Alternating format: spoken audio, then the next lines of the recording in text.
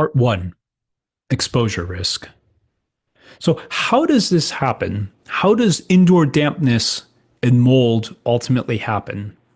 As discussed previously, when there's sufficient moisture in an indoor environment, especially when there's drywall or sheetrock involved, you get mold. And as this study talks about, construction techniques now in use with large amounts of fiberboard or gypsum board and moisture arising from various things, including condensation. So for those homes that do not have air conditioning, they do not have mechanisms for dehumidification, and humidity levels go up to 90%. If there is sufficient condensation, that is enough to drive mold growth. And that has then caused an epidemic of Stachybotrys, the classic black mold contamination in the buildings. This study from Dr. Andrew Campbell talks about how water activity, which is loosely tied to relative humidity, drives mold. And if you see in the very bottom, once water activity reaches 0.9%, so relative humidity within the material is at 90%, that is enough to drive dangerous growth of molds like Chaetomium and Stachybotrys, two molds that are highly, highly toxic. Again, indoor air does not exchange the way it used to. Therefore, all of these contaminants are trapped. And when we talk about mycotoxins, it's not just one mycotoxin. It's a family of mycotoxins. And when there's contamination, all of these toxins are being released into the environment at one time. Along with that, again, we have release of bacterial endotoxins, microbial compounds, and compounds that we don't even understand. And collectively, they can cause toxicity at very low levels. Now, this isn't just from some hokey studies. The Institute of Medicine in a 2004 publication said molds can produce mycotoxins under appropriate environments, and they do grow indoors. Damp indoor spaces may also facilitate the growth of bacteria that can have toxic and inflammatory effects. How much risk is there from this indoor exposure? So part of what we're going to talk about now is, what is that risk? What is the risk of inhalation? Does it actually get into the human body? How real is all of this? So according to the Institute of Medicine, along with other studies that I'll reference, mycotoxins have been found in dust samples from moldy buildings. These toxins are present in the air. You can see these are 3 different studies, 3 different citations, all demonstrating that these toxins, and you can argue these aren't just mycotoxins, they're the microbial compounds, they're the bacterial endotoxins, they are all being released into the environment and become inhalable. So it's not just that they're sitting in the dust and human beings are not being exposed. Human beings are inhaling these. What is troubling is when the material dries, the aerosolization of these particulates increases.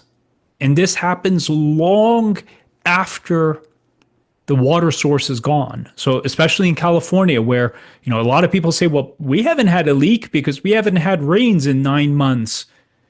That does not remove the possibility of contamination. Once the water event takes place, once that microbial growth takes place, these compounds are constantly being released into the environment months, if not years, after water source was resolved, including the flooding that takes place in multiple homes.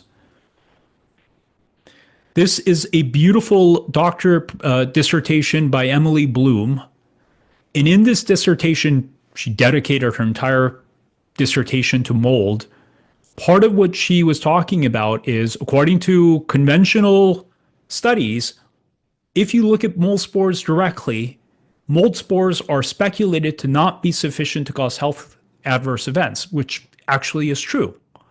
But because molds ultimately fragment into very small airborne particulates, that causes a 500 higher fold risk to the individuals because of how these particulates disperse and travel. Now, keep in mind, we're not measuring these particulates. When we're doing air traps, putting the little devices in the middle of the room, we're not looking at these particulates. We are looking at the mold spores. This is another study that talks about the increased risk and how that risk is 4 to 5-fold higher for the little babies.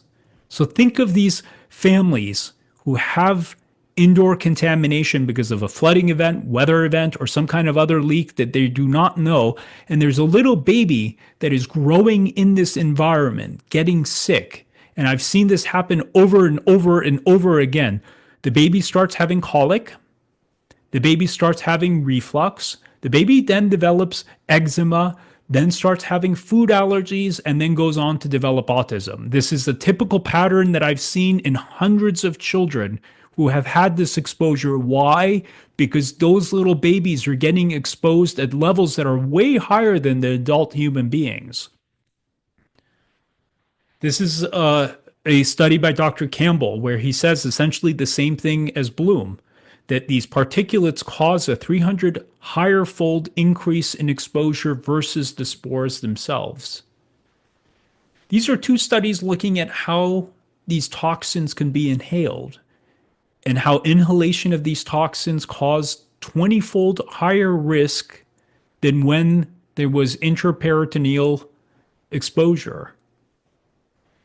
Now, not everyone agrees with this, and there are studies like this 2004 publication that says animal models illustrate the inefficiency of delivery of mycotoxins via inhalation of mold spores, suggesting that this link is not real.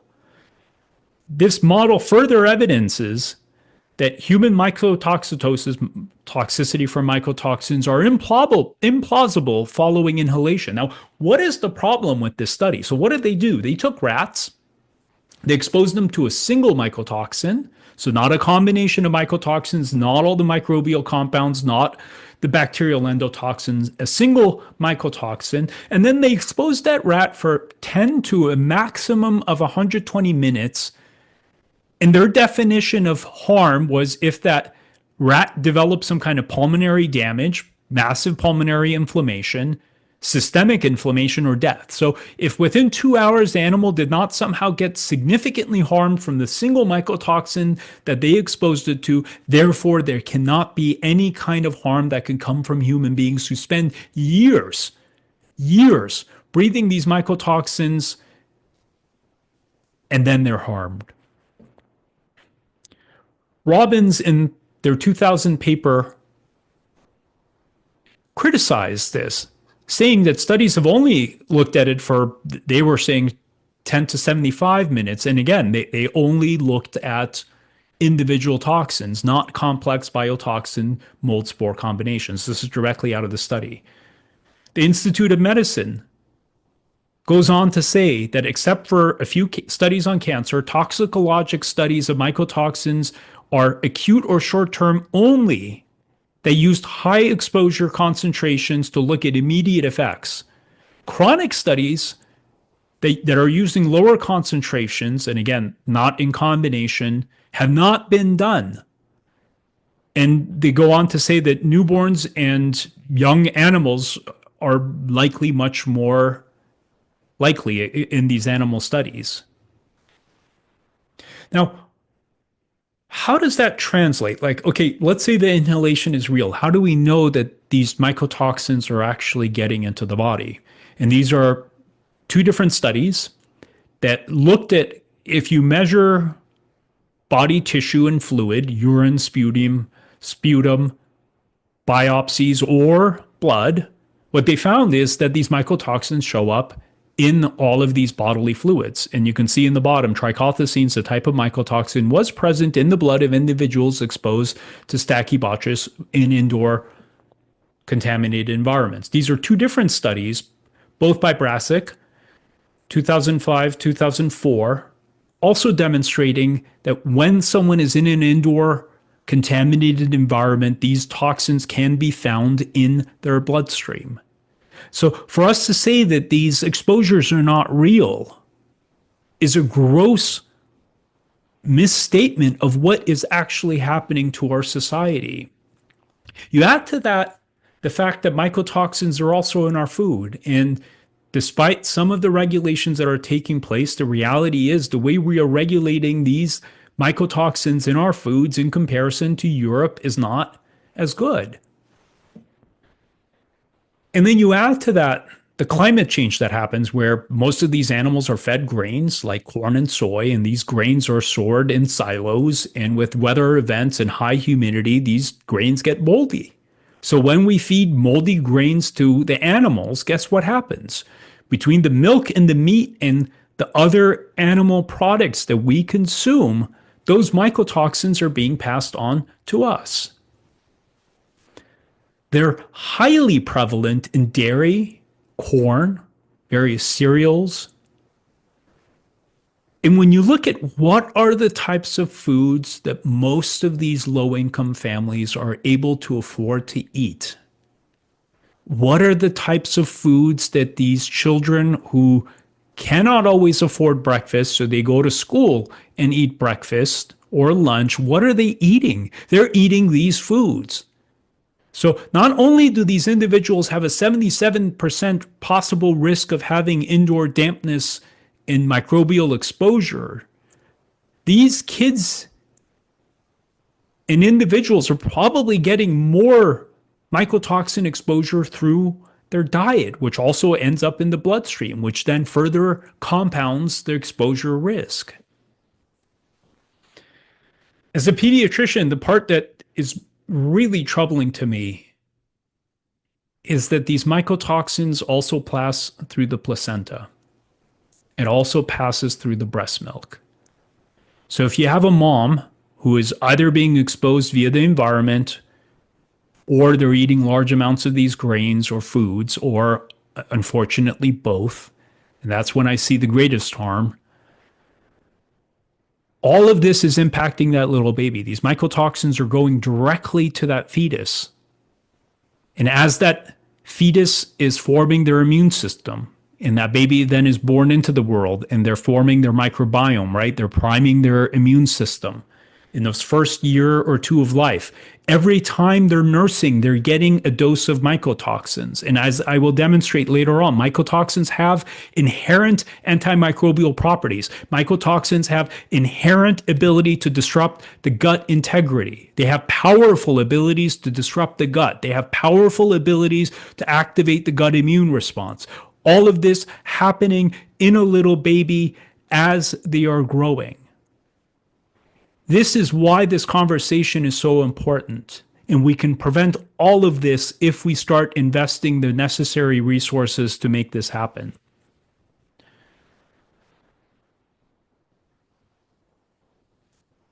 If we don't do anything, we need to start protecting these little ones because the amount of harm that is coming to them is substantial. Now, this next part is a conversation around why are we missing this? Why are we not aware of this? And that starts with this existing mindset. So this is a 2019 paper by Chang that comes outright and says there's no scientific evidence that mold has anything to do with any of the symptoms that these people talk about. Mycotoxins have been falsely associated with autoimmune disease and various other conditions. There's no evidence that the presence of mycotoxins in the air is sufficient to cause any human disease known to man. And then they go on to say that the existence of mycotoxin syndrome has been clearly disproven despite numerous disreputable practices such as testing the homes for mold spores. And you look at this logic, like testing the home for mold spores is not a reputable way to check the home, even though that's the industry standard. And they have a point, like measuring urinary mycotoxins, as we'll discuss, is not very accurate. But checking for IgGs to mold actually happens to be very accurate. So this is the mindset that is currently in our medical community. The same way the doctors were going on TV smoking cigarettes and saying this is not a big deal. This is through the Department of Health from Wisconsin. There's little evidence that humans are exposed to airborne mycotoxins or microbial volatile compounds at concentrations known to cause any kind of significant illness, as established in animal studies. Except the animal studies that they're looking at are what? The animal studies where they took one animal, exposed them for less than 2 hours to high amounts of one concentrated mycotoxin, looking for pulmonary damage or death. Almost all reports of known exposure in humans to these mycotoxins have been through ingestion of foods, which we know is not accurate.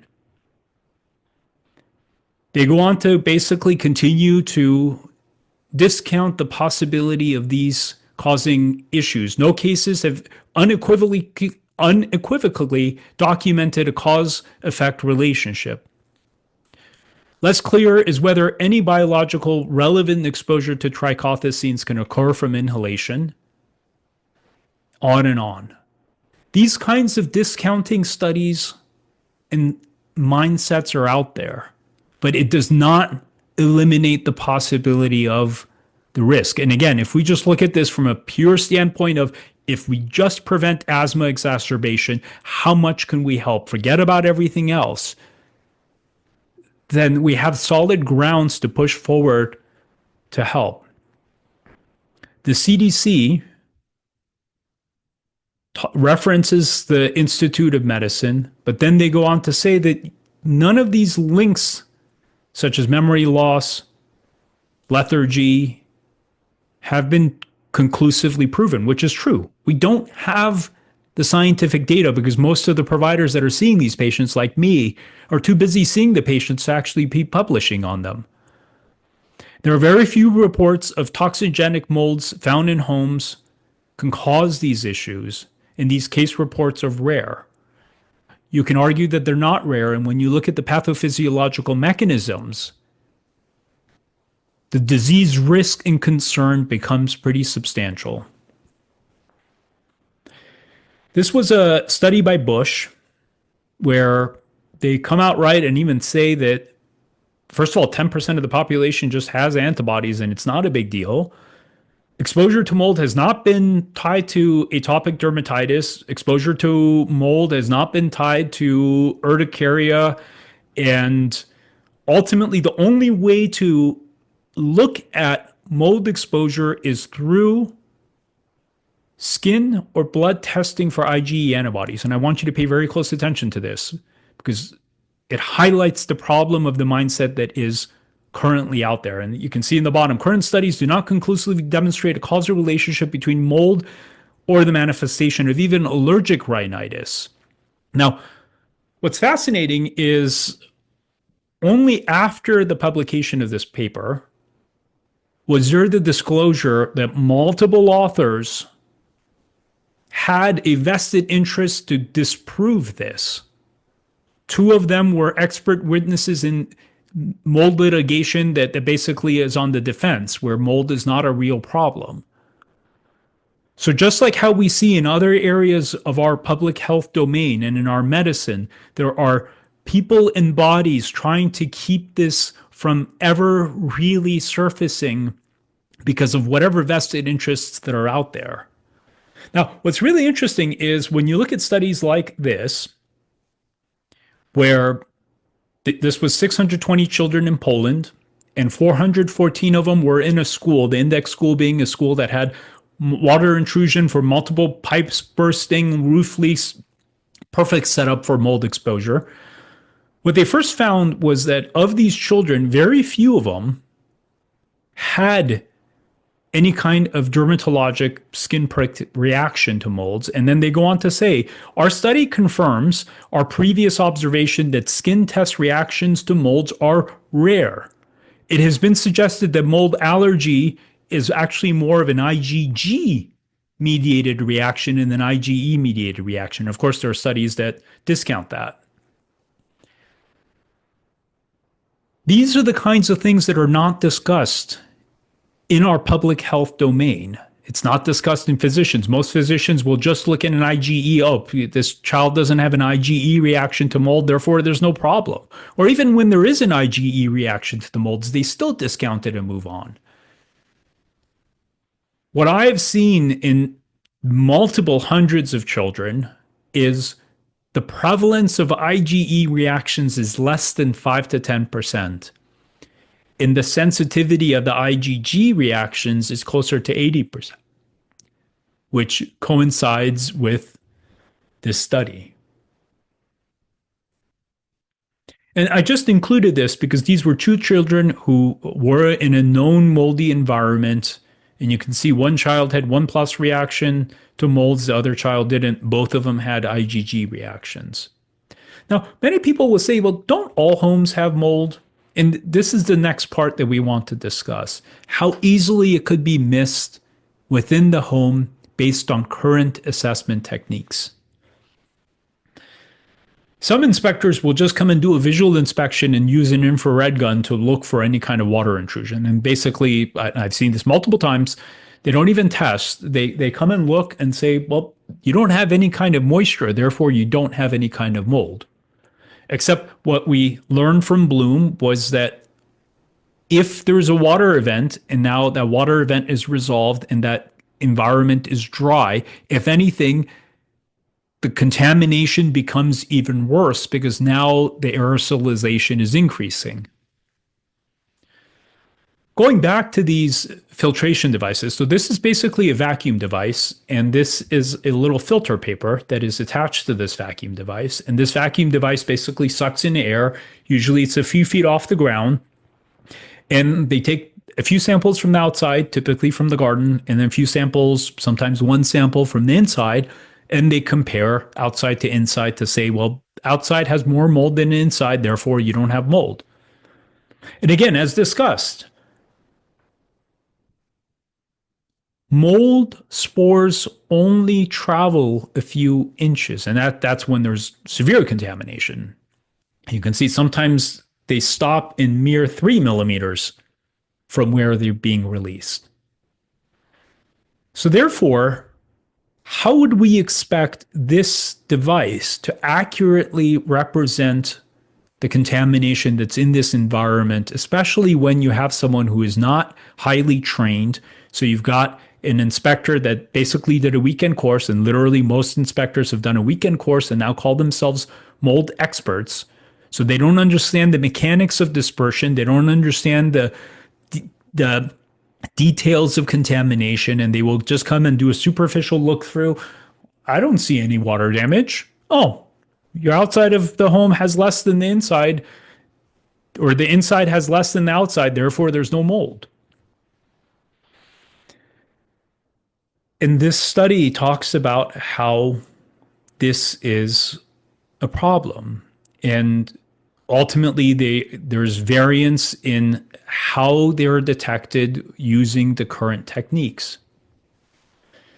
Now, I want to show you just a few case examples of patients that I've had where the families were told that, nope, your home is fine.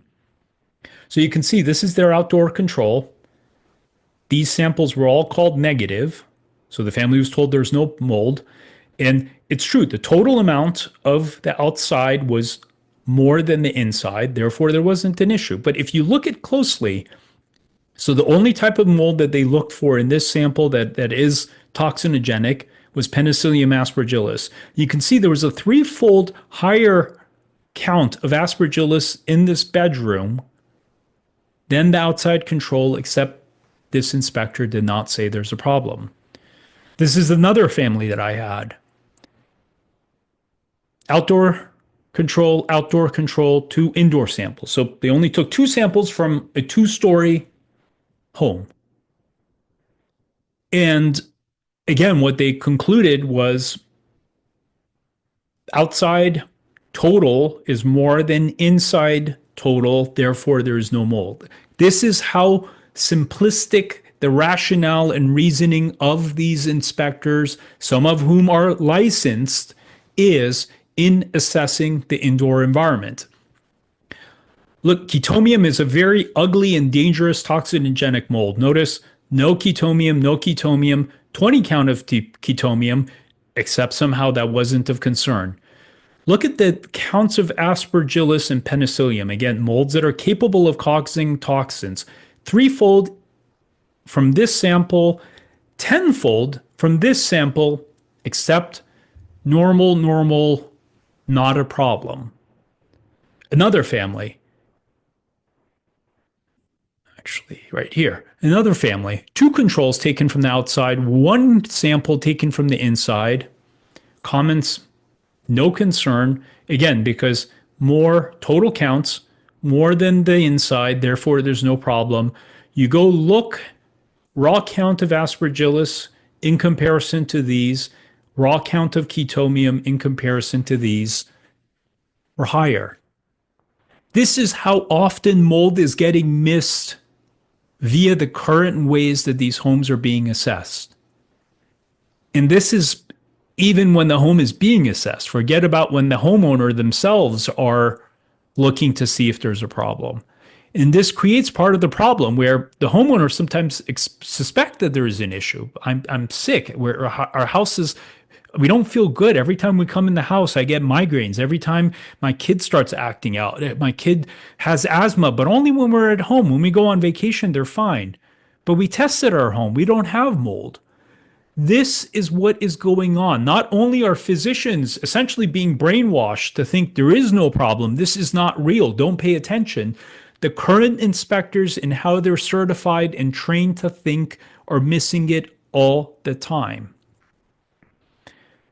Institute of Medicine talks about the limitations of some of this, and they go on to say that particularly methods based on non-culture techniques, so using DNA probes, that look at the allergens, the endotoxins, the various types of particulates are where we need to be going to assess these environments more effectively.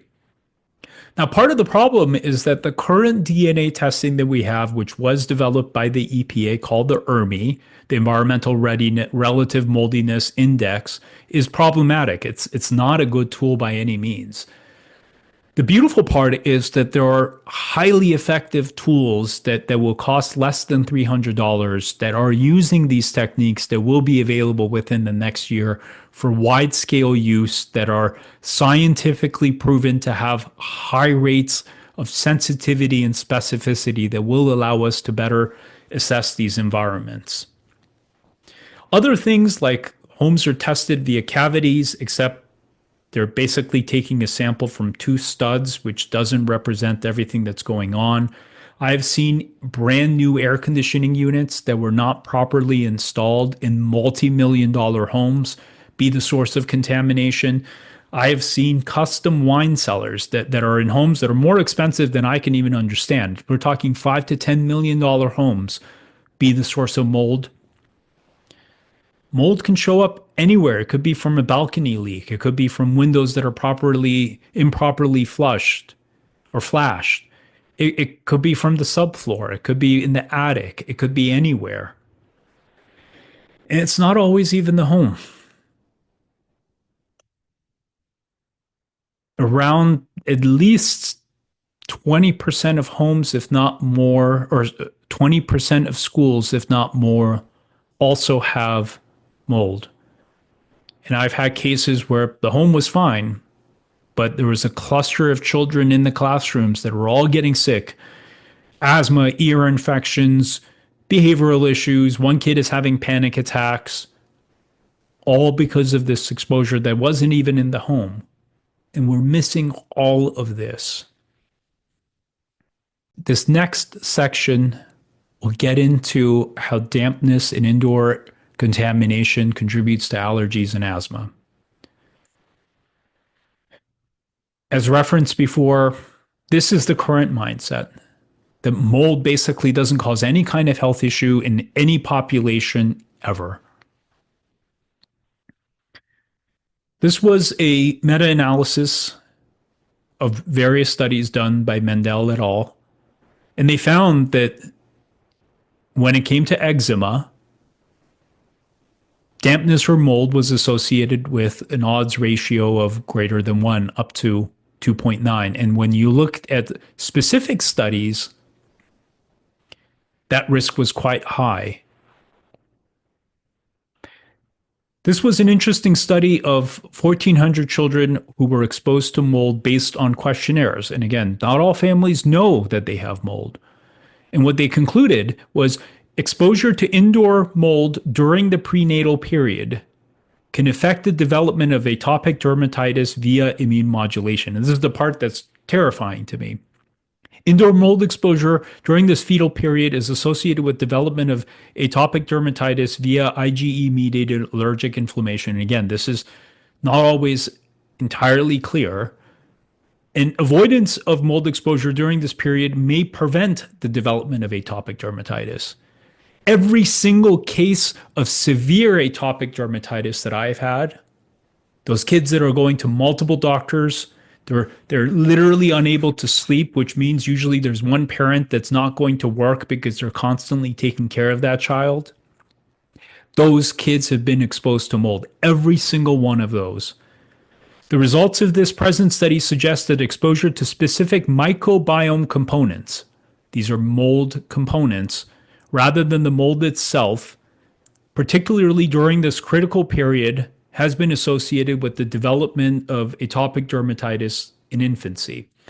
And when you look at some of the microbiome, so this is the fungal makeup of the microbiome, like at this study from Richard et al., what they found is early in life, the intestinal fungi are involved in the maturation of various lymphoid organs, and increased amount of certain molds, Aspergillus being from the environment, is sufficient to induce and exacerbate the allergy effect.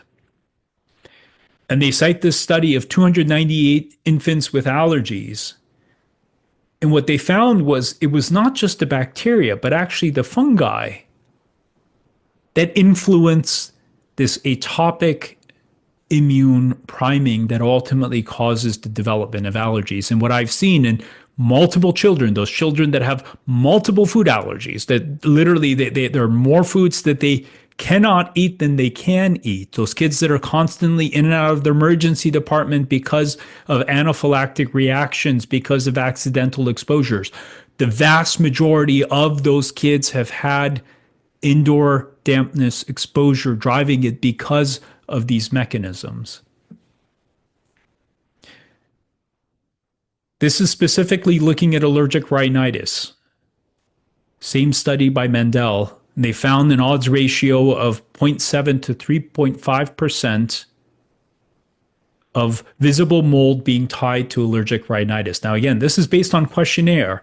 And what's really fascinating is when you look at studies where they actually went and inspected, and there are not that many of them, which is one of the greatest limiting factors. But this was one study of 50 children where they didn't rely on the family's report. They actually went and inspected, and they did infrared thermography, but they also did adequate and thorough inspections of the homes and tested for various things. And what they found was that the odds ratio of indoor dampness and mold with allergic rhinitis went up to 10.4. So 3.5 higher risk odds ratio when they inspected versus the questionnaire, which begs the question of how much underreporting is happening from all of these studies that are just looking at questionnaires rather than actual on-site inspections. And then when you contrast this to the Bush study, where they said mold exposure cannot cause allergic rhinitis, this flies in the face of that and shows the gross, I hate to say, negligent reporting of this risk that's happening in the medical community. And what Lee et al. Went on to say is that they still believe the DNA probe type of testing is what is actually even more effective. So essentially their methodology of testing was probably still not as accurate as it could have been. And if they were using higher sensitivity methods, this odds ratio probably would have been even higher. This was a large study of 11,000 adults in Europe. And what they found was dampness and mold at home and at work increased the development of various types of airway problems, including insomnia, snoring, and excessive daytime sleepiness. And you can see that the risk at the bottom there. How many adults are struggling to be productive because of this? When I check the families, when I ask the families who have exposure, which of you has brain fog or fatigue? And usually there's one parent that immediately raises their hand and says, yeah, I can't think, my memory is not good, and my God, I'm just tired. I'm exhausted all the time. What kind of productivity can a human being like that have if they're even able to go to work? What is this costing our society just on a productivity level? This is another study looking at children who were exposed to mold via just questionnaire. And what they found was that the children who were exposed had significantly increased adenoid hypertrophy, regardless of the atopic presentation. How many surgeries are we doing? And I will confer that in my experience, every single child who has significant adenoid and tonsillar hypertrophy has had mold as the primary driving factor. How much money are we spending on surgeries? How many children are undergoing surgery because of this? And how much money could we save if we were cleaning up the environment of these individuals, preventing this from happening? The same authors go on to say children with adenoids living in damp houses had frequent lower respiratory infections, which means frequent urgent care visits, frequent doctor visits, frequent antibiotics. And postnasal drainage or immune defects due to mold air can also cause significant asthma in damp environments. Going back to this government study, infants lived in mold have 3 times higher risk of asthma by the age of 7. This was one of the most reputable studies done, the Rhine study. Over 17,000 individuals in Europe over 20 years. We found that dampness and mold at the home were important risk factors for asthma later in childhood, confirming that study by our government. And stronger effects were found in offsprings with prolonged exposure early on. These are other studies referenced in the Institute of Medicine. Another study looking at 19,000 individuals across the world, multi-center, odds ratio of 1.2, which doesn't show it. In my experience, these risks are much higher. And if you look at the one on the bottom, if both damp, odor, and structural dampness were reported, odds ratio went up to 3.5. In my experience, the children who end up in the ICUs because of asthma exacerbation, the children who are in and out of the emergency department because of asthma exacerbation, the vast majority of those children have mold exposure. The beautiful part is once the mold exposure is taken care of, once there is mitigation that takes place, the asthma goes away. If it doesn't go away, it dramatically improves in severity, where the child may still need albuterol after an upper respiratory infection, but they're not ending up in the emergency room. They're not ending up in the hospital or ICU. And in addition to the quality of life improvements for the child, for the family, the cost savings could be staggering if just this piece is taken care of. These are a few other studies also referenced through the Institute of Medicine paper. And you can see the relative risk. This is risk exposure. All demonstrating that there is an effect. And the bottom one, higher penicillium concentrations and greater incidence of wheezing and persistent cough. And if that was happening in infancy, that's a higher risk of the infant developing asthma later in life. As mentioned earlier, it's not just the mycotoxins. The first few papers were also referenced to the Institute of Medicine paper that when there is indoor dampness, the endotoxin exposures also increase the risk of wheezing when that child is exposed. Exposure to high concentrations of endotoxins has been associated with lower air exchange. And long-term endotoxin exposure in animals causes significant lung inflammation as do the mycotoxins, which is referenced right there. These toxins, these microbial compounds, cause horrendous amounts of inflammation in the sinuses, in their upper airways, in the lower airways, and we're missing it all the time because of all of the issues that have been noted. This was a study of 620 children in Poland, and they looked at what was the prevalence of wheezing, prolonged coughing, and ultimately the complication. You can see the rates were significantly higher in the children who were in a school that had indoor dampness and water contamination. What about systemic disease? Because I wish it was just allergies and eczema and asthma that mold was causing. So, Institute of Medicine, again, although a great deal of attention has been focused on the effects of bacteria and fungi mediating allergic responses, these microorganisms also cause non-allergic responses.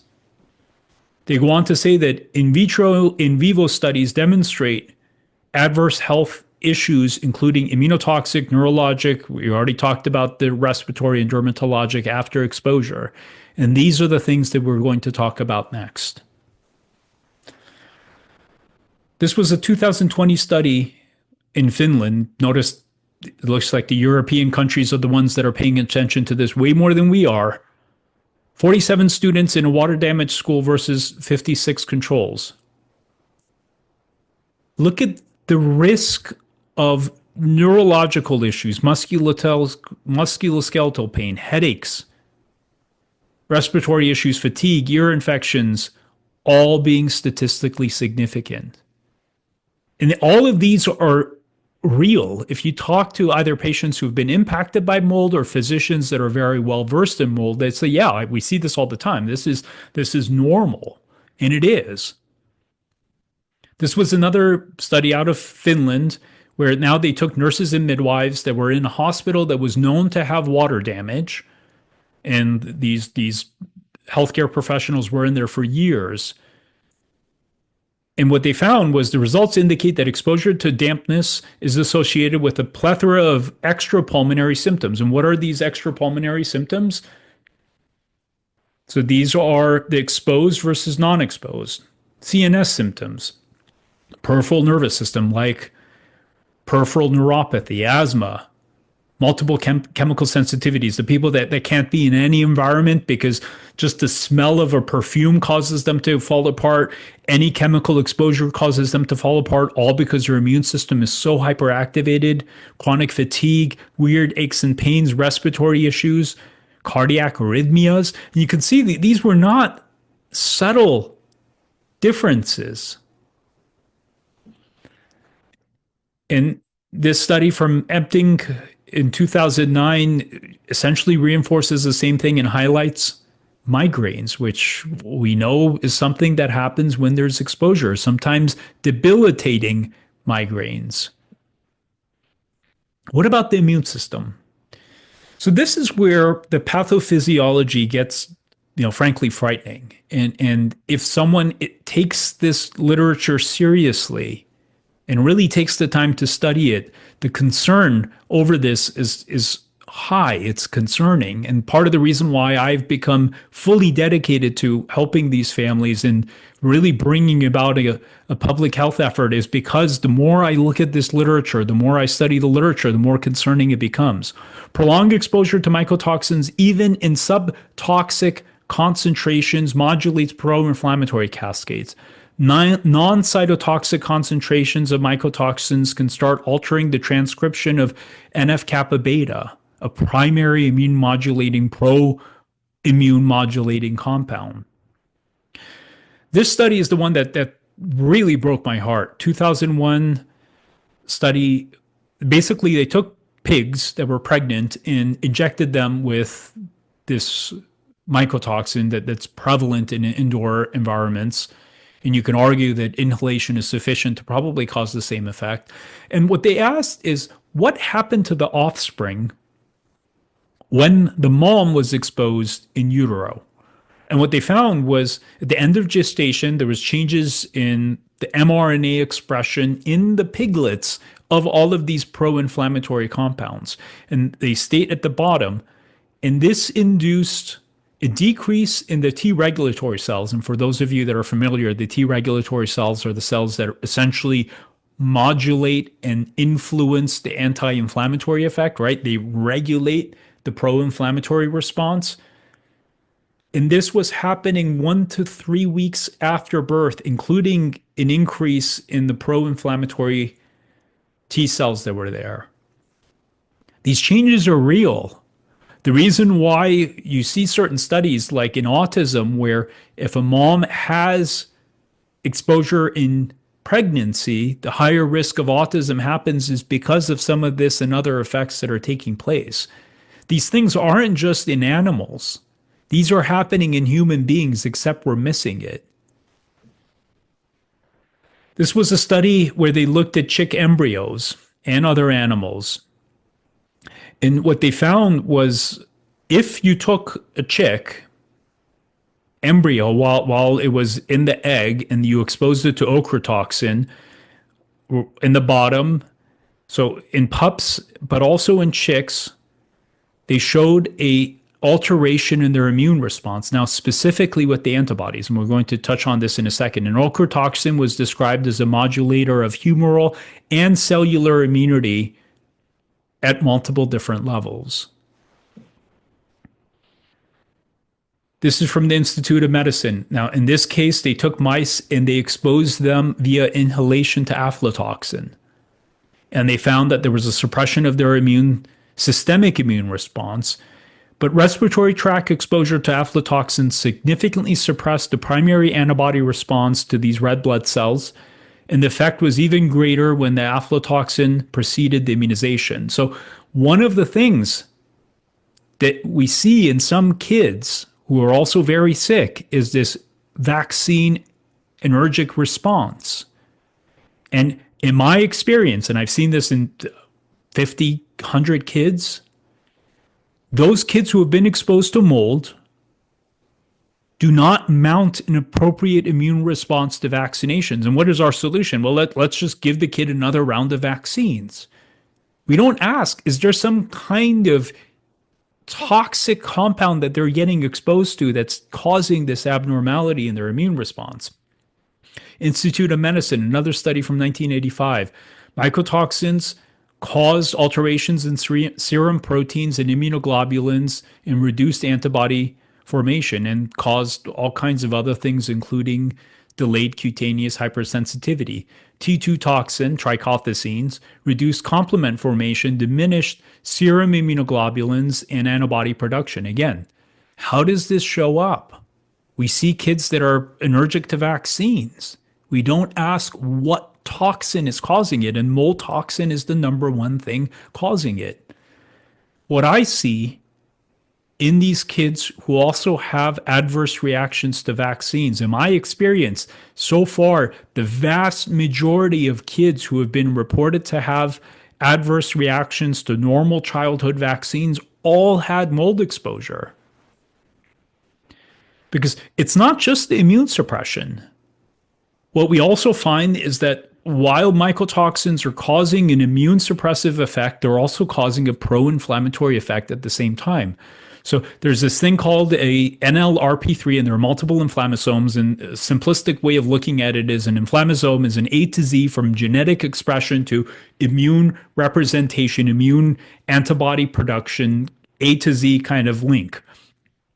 Mycotoxins activate this entire pathway. And the part that's concerning, which we won't talk about, is alterations in the gut, which have to do with the abnormalities to candida, which is all tied to the mycotoxins.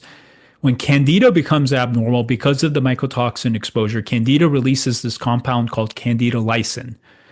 One of the things that candida lysin does is it actually primes this NLRP3 inflammasome to then become even more reactive. So when the mycotoxins and other microbial compounds come along and trigger it, bacterial endotoxins have also been found to trigger this, that collective phenomenon becomes even more amplified.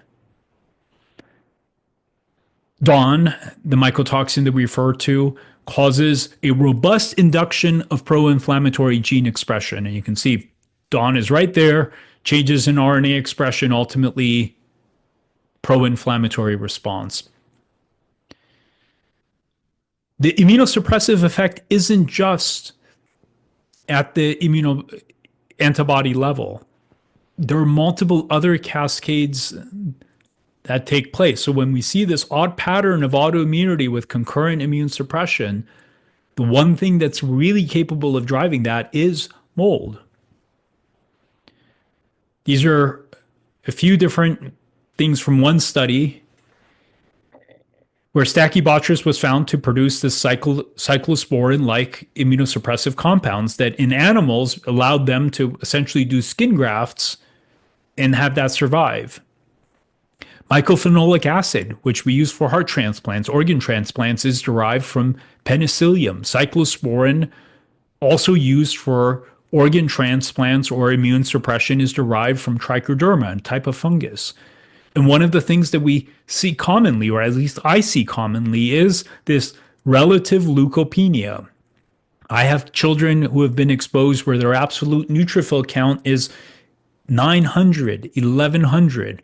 And when you ask, well, what does this immune suppression do in the long term when it comes to immune health, when it comes to cancer risk, it starts opening up all kinds of really concerning conversations for us to reflect on.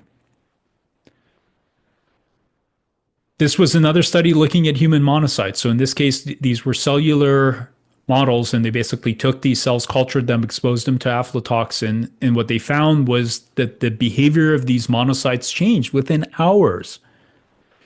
And a 24-hour exposure to this, so long-term exposure, caused significant suppression at all doses that were tested.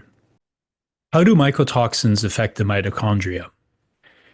For anyone that's interested, this is a remarkable book by Dr. Fry that talks about the total impact that the mitochondria have on just about every organ system in the body.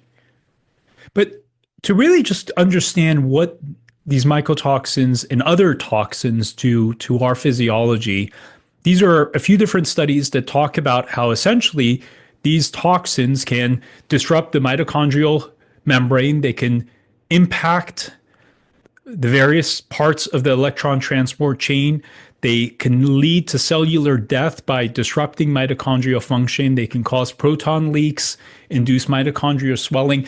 And essentially, if you look at it, collectively, these toxins can disrupt every single part of the mitochondrial function. And what do we see in patients who have been exposed? Patients who have been exposed are tired. They're just exhausted. They can't think. Some of them can't get out of bed. And they can't function. How does that impact productivity? How productive can a person be if they are exhausted all the time and they don't even know why? They go to their doctor. Yeah, their thyroid is fine. Your blood count is fine. You're not iron deficient. This must be in your head. How does that impact the family dynamics when one person is essentially not functioning well because they're exhausted, they're depleted? But it's not just exhaustion, because mitochondria also affect skeletal muscles, right? You get hypotonia. So what do we see in the kids? These are kids that have gross motor delays. These are kids who have various kinds of hypotonia, low core strength. So what do? Well, we do physical therapy at $15,000 to $30,000 per child per year. We put these kids in physical therapy. Why do these kids need physical therapy? They need physical therapy because their skeletal muscles are weak. And because their skeletal muscles are weak, they have gross motor delays. These are kids that are late to walk. These are kids that are late to crawl. These are kids that fall all the time. These are kids that have poor fine motor skills because mycotoxins and the neuroinflammatory response that they cause can cause various kinds of apraxia. So we spend so much money treating the downstream effects of all of this, and we never ask why. We are spending more money than we realize. Forget about the disability, forget about the psychological and social impact. We are spending more money treating these things And we are losing more money because of lack of productivity from this, except we fail to even see that it's there. These mitochondrial disruptions can cause massive oxidative stress. And for those of you that are familiar with oxidative stress, it can cause cellular damage. It can lead to inflammation. It can cause neuronal damage. And it basically, oxidative stress can ultimately cause the cell to lack function. Trichothecenes, one of the mycotoxins, can inhibit mitochondrial biogenesis through disruption of transcription and translation. So not only are the mitochondria hit, not only are they lacking function, but what we also see is that their ability to repair themselves also becomes compromised. So essentially, there's a double or triple hit that's taking place at the same time. And what I see commonly in the kids who have been exposed are patterns like this on their organic acid tests, where they show signs of mitochondrial errors. These kids also have errors in fatty acid oxidation because these cumulative toxins between the endotoxins and the mycotoxins also disrupt fatty acid oxidation. And we don't see this. We don't understand why it's happening. So for those people that test, they'll test and be like, oh, this child has this thing, so I'm going to supplement them with CoQ10 or whatever else, but without asking what toxin is at play that's causing this picture. And then when you step further back and say, well, how does this impact the physiology? What is this doing? So yes, you get loss of productivity. You get these kids who have gross motor delays. But one of the other things that mitochondrial dysfunction causes is autism. Mitochondrial dysfunction manifested in abnormalities in activities of the electron transport chain and impaired energy metabolism contributes to ASD. Aberrant function of this organelle is of such high importance that ASD has been proposed as a mitochondrial disease. How much money are we spending on autism? How much disability is coming from autism? And we're willing to spend the $500 billion per year without a question, without asking what is driving this pathophysiology. And if you go further into the literature, what you will also see is the mitochondrial imbalances don't just hit autism. If you look at how mitochondriopathies, these are frank mitochondrial errors, impact psychiatric illness, frank mitochondriopathies come with a 60% prevalence for major depressive disorder, for various kinds of other psychiatric illness. And what I see in the milder forms is people that look depressed. They may not be major depressive disorder, but they are depressed. They are exhausted. They can't function. They're on SSRIs, but they don't feel any better. Millions upon millions of our members of society are losing their joy in life, their ability to function, their ability to be productive because of these physiological effects. This is mitochondrial dysfunction in neurodegenerative disease. Mitochondrial deficiencies can contribute to Alzheimer's disease, Parkinson's disease, Huntington's disease, ALS, multiple sclerosis, and ataxia. These things are happening right underneath our noses, and we are failing to make these connections. What about the central nervous system beyond this? So, what our government tells us is that cognitive issues have been reported to mold exposure. Mental health issues have been associated with this, including increased risk of depression, anxiety, and stress in both kids and adults. But there's more to this picture.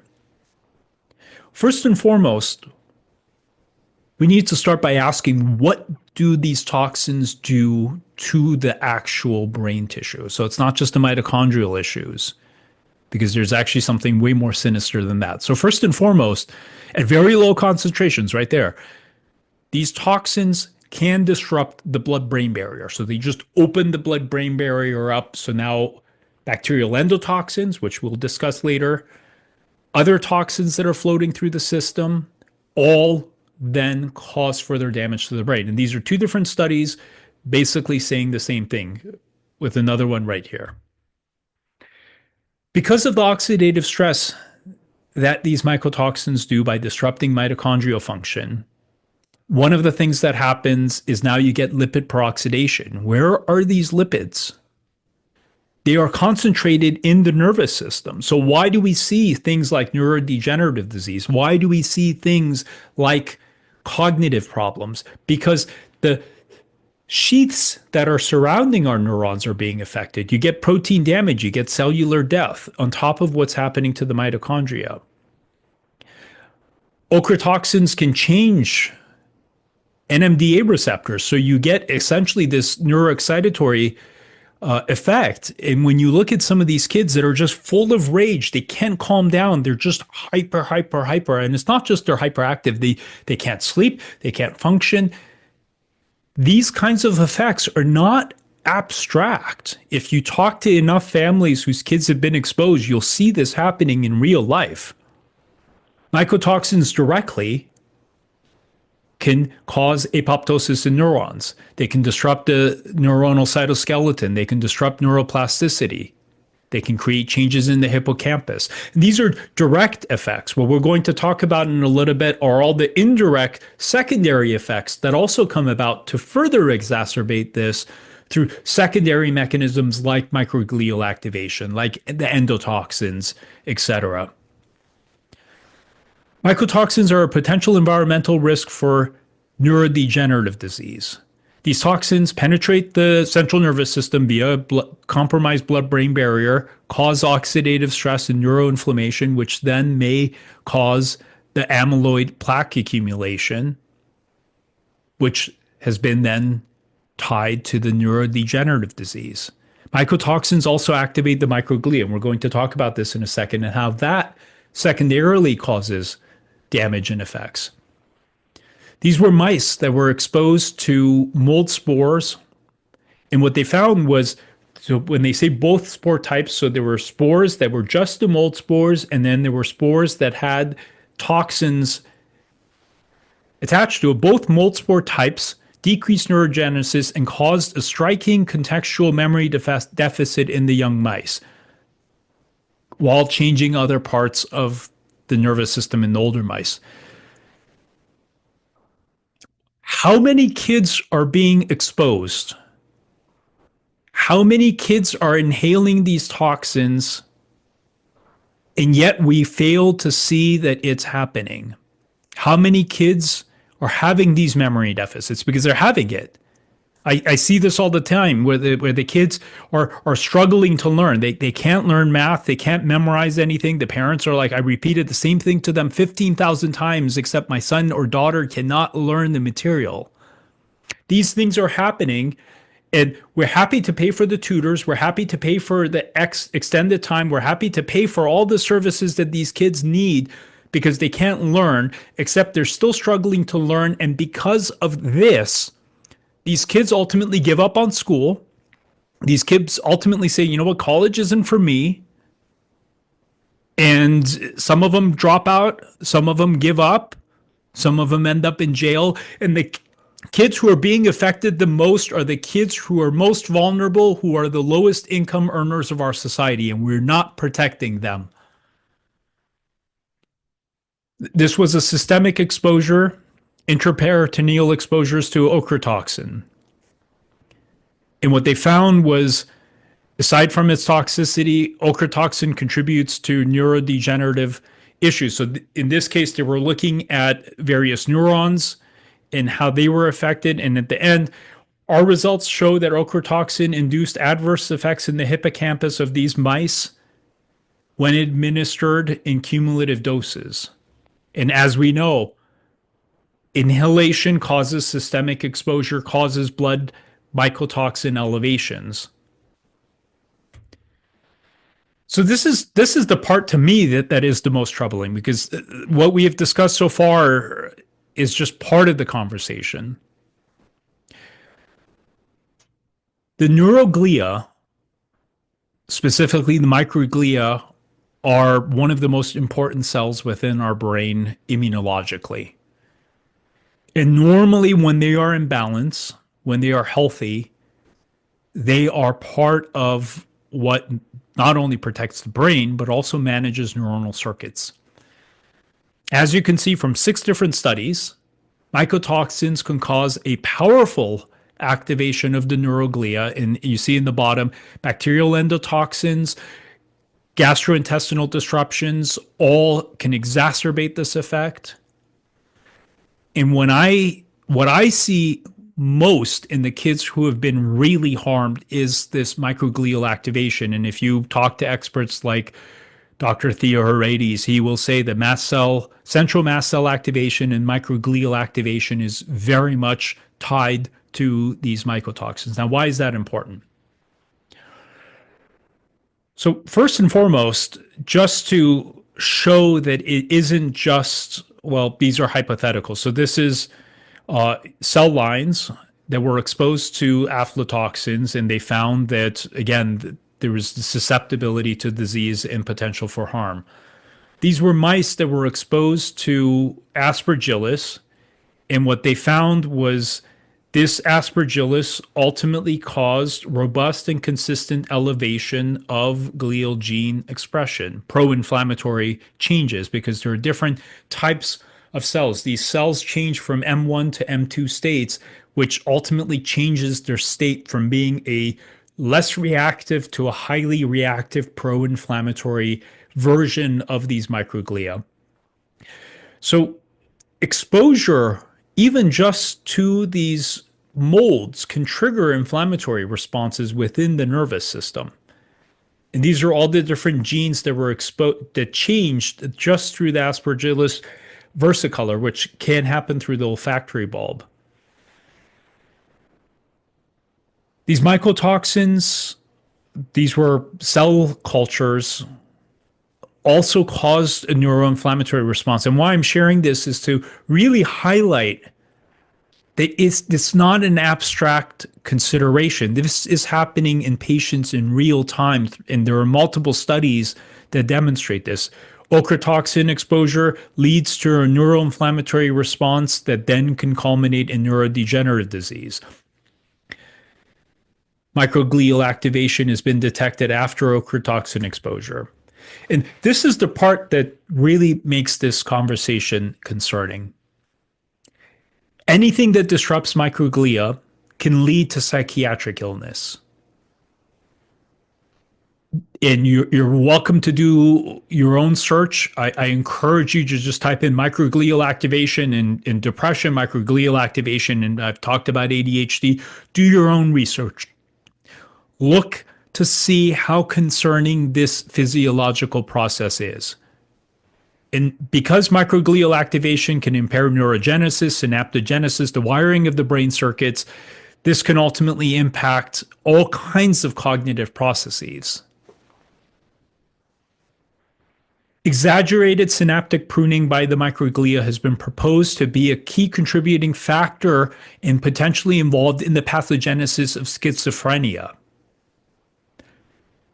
Another study, recent research has found that microglia play a substantial role in the excessive synaptic destruction in schizophrenia pathogenesis.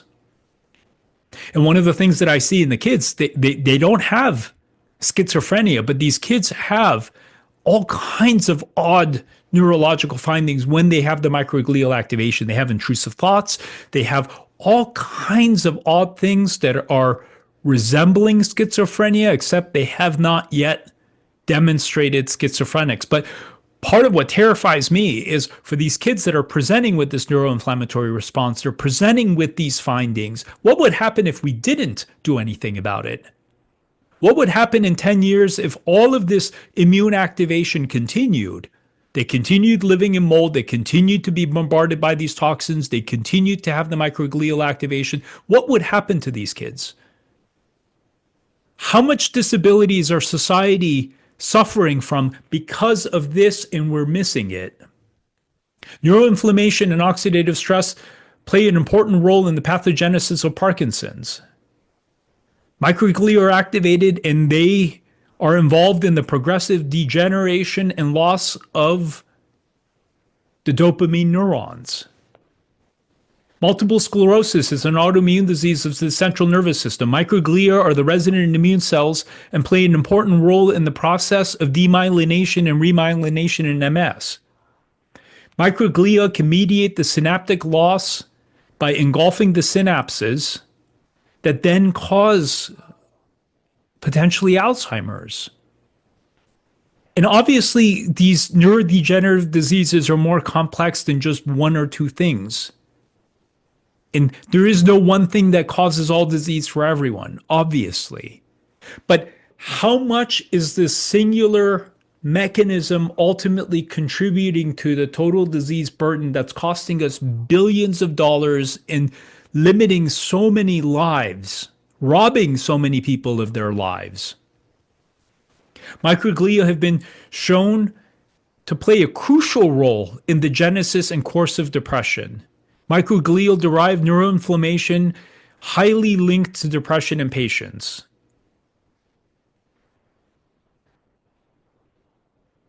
When you look at this, these findings, again, are not abstract.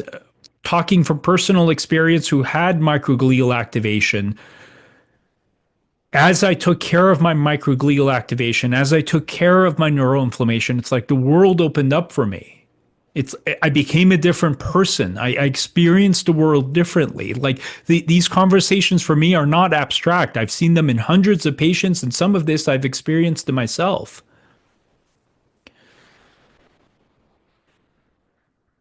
This is the part that makes me sad. Significant microgliosis in postmortem studies has been observed in patients with depression who completed suicide. And obviously, suicidality and depression is a complex discussion with multiple social factors. But when microglial activation also depletes CNS tryptophan, it changes serotonin levels, it alters glutamate, it alters dopamine. So these people basically, it's like having life tastes like bland chicken, except you're not tasting the chicken, you're tasting life, and life has no flavor. That's what this feels like. This is what this feels like, and it's happening to probably millions upon millions of people. And as you see over here, several antidepressants, including the SSRIs, prevent neurodegenerative activation of the microglia by basically blocking this. And yes, SSRIs can be helpful, but how many people are still suffering despite being on the medications? And how much money are we spending on medications? We have to look at this differently. The scope of this problem is far, far greater than anything that we dealt with cigarette smoking. And if we don't act to take care of this, we will cause millions upon millions of people to still suffer. These are studies looking at OCD and how microglial activation could be part of this. And part of what I also see in a subset of my patients is they have intense obsessive tendencies. They have ritualistic tendencies. They have intense compulsions where the kid has to wash their hands 15 times before they can go to bed. They have to check their homework 5 times because if anything is even slightly off, they completely lose it. I see this in the patients. These are not abstract ideas. And as I presented before, microglial activation disrupts dopamine, which underpins the neurophysiology of ADHD. There's strong evidence to suggest that this, especially when it's happening in utero, can be part of the pathophysiology of ADHD. What about autism? These are 3 different studies with 3 different ways of looking at it, from PET scan to postmortem to essentially surveys. And all of them basically show that microglial activation is part of the presentation of autism. Why? Because as we learned in some of the prior slides, microglia shape neuronal plasticity, connectivity, and synaptic functioning. And when microglia are activated, because of all of these disruptions, they can ultimately influence how people experience the world. So not only are these kids obsessive, not only are these kids depressed, not only are these kids excitable and overwhelmed, their experience of reality is distorted because their neuronal synaptic functioning is disrupted. Microglial activation can induce the impairment of processing and integration of sensory inputs. What do we see in these kids? They're constantly overwhelmed in their world. The way they're able to take in sensory information is completely distorted, and there is a reason for that. And the most important part of this is we can prevent this. We can treat this if we start opening our eyes and identifying these problems that are happening underneath our noses. Microglia can cause hyperphagocytosis of the myelin sheath and lead to demyelination, which is part of autism as well as the neurodegenerative diseases. Microglia can change postsynaptic calcium levels. They can ultimately influence glutamate signaling. And because they also change quinolinic acid, which is a highly neurotoxic compound, you get multiple different effects in the neural physiology. We know that oxytocin influences human connection and human bond and has been tied to autism. Guess what influences oxytocin? Microglia regulate the oxytocin. How do I know this? Because as I've addressed microglial activation, I've seen countless children suddenly, like within 2 months, start connecting with their families. Autistic children that were completely disconnected, suddenly going, "Hi, mom, I love you." Going and giving their moms back rubs because mom would look tired. These were physiological effects that I've seen in so many kids. And all of this is reversible. Imagine how many lives we can improve by bringing these conversations out of the abstract and bringing it into real life. One of the things that Dr. Theoharides touches on is how the amygdala is influencing our perception of fear, and stimulation of the mast cells or microglia may disrupt the neuronal connectivity in the amygdala, therefore changing our fear threshold. One of the things that we commonly see in individuals who have been affected by mold is either they're completely irrational in how they perceive threats. So constant anxiety, oh my God, this is going to hurt me. Oh my God, or aggression. Aggression, anger is rooted in fear. When their brain's perception of what is a threat is distorted, we either get extreme phobias. What do we see in these kids? Everything frightens them. Everything is perceived as a threat.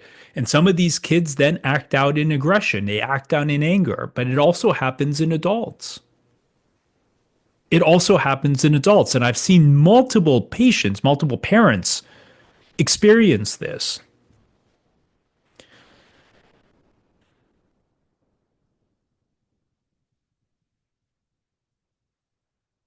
Kids who are irritable, kids who can't regulate these pathways, either end up taking their lives in much higher frequency than others, or this I am bad. That I've had so many kids look at me in the face and say, "Do you think I'm bad?" Why? Because they can't regulate their emotions. They can't regulate themselves. And at a certain point, if you come to believe, well, I'm just bad, I'm just a bad human being, guess what happens? And you're depressed and nothing works, you can't learn. They go become criminals. They give up. I've seen families get divorced. In my practice, the families that have ended up in divorce, the vast majority of them had mold exposure. And usually there was one parent that was not acting normal. And at a certain point, those relationships fall apart. We are having so much social impact from all of this if we start connecting the dots and looking at all of this. What about just general cognition? So this was a study done by my mentor, Dr. Campbell, where initially what they asked is what is happening within the nervous system of these individuals. And these are all myelin basic protein, myelin glycoprotein, gangliosides. And what you could see is elevations of antibodies against brain tissue. Why is that important? So in this case, they took mice and they exposed them either to just mold spores or mold spores with toxins. And they asked after a period of this exposure, what happens? And what they found at 6 weeks, significant deficits in contextual memory. Those exposed later on, anxiety-like behaviors, change in pain sensitivity, change in auditory cue memory.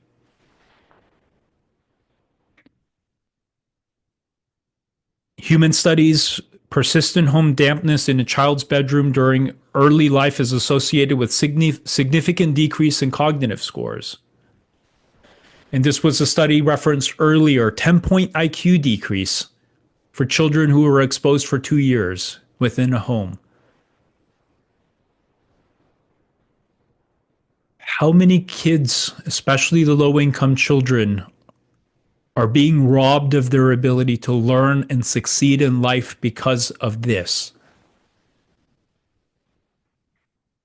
As mentioned earlier, neurological and neuropsychiatric consequences, confusion of moderate to severe degrees, blunted mental status, altered attention, blunted executive functioning, blunted faulty short-term memory.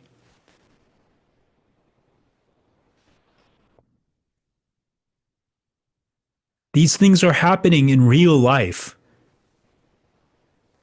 This is happening in millions upon millions of our fellow Americans, and we are allowing it to happen and doing nothing to stop it. These exposures cause reduced cognitive functioning in multiple areas, especially memory and executive functioning. How many kids can't remember what they've learned? How many kids can't sit there for the life of them and finish one homework assignment? Pronounced deficits in coding. These cognitive issues are extensive. These are all a summary of all the different studies that are there. And some of these are no different than traumatic brain injury. Mold-exposed patients were impaired. They were in the 10th percentile in a number of cognitive issues. The most consistent deficits were visual spatial learning, visual spatial memory, verbal learning, psychomotor speed. How many kids sit there and try to read and they can't remember anything that they've learned? How does that impact their ability to succeed in life, their ability to succeed in school? And these are the communities that are getting hit the hardest, and we are doing nothing to protect them. There are also odd things where these individuals have weird tics.